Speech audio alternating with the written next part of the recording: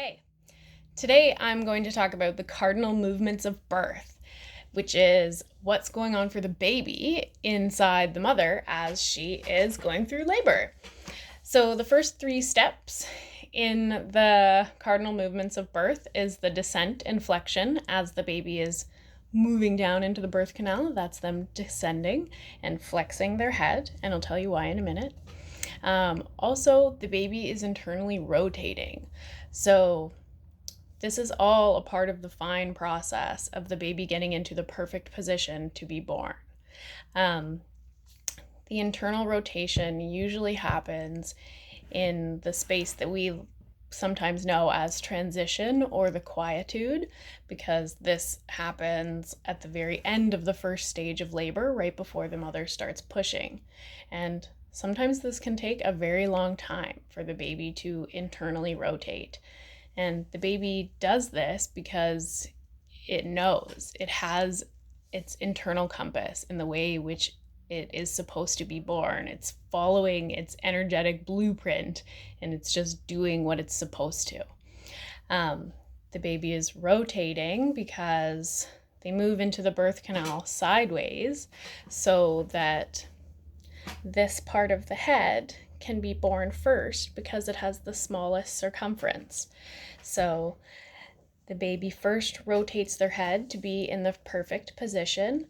If they're in the left occiput anterior position, they only have a 45-degree angle to move their head, which is why it's the most favorable position, and where if a baby is posterior, it's going to be a little bit more challenging of a birth because the baby doesn't have the same ability to be able to flex and extend its head in the same way to come out of the birth canal. So first the baby moves their head into the perfect alignment, and then it shifts their body to be in alignment with their head to come into the birth canal smoothly.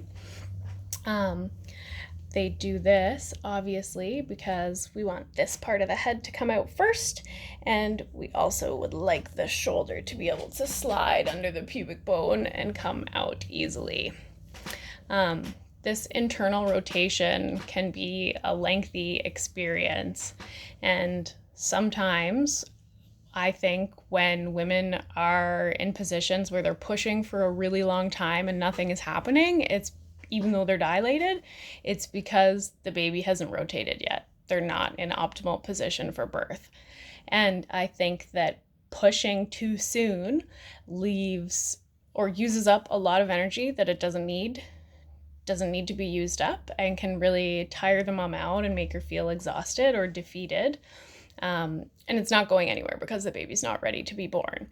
So this is one of the reasons why it's best to let a mother allow her body to tell her when she's ready to push, because when the baby's ready to be born, it's just going to happen. And if it's not ready, we're wasting energy. And can also kind of force the baby into a less optimal position. So after the descent, flexion, and internal rotation, then we have extension, when the baby is perfectly lined up with the birth canal and they can extend their head out so that this part comes out first and their shoulders slip under the pubic bone and they come right out. And then there is restitution and the external rotation, where they often happen in one smooth moment after the birth of the head. Sometimes there's a resting phase after the head is born.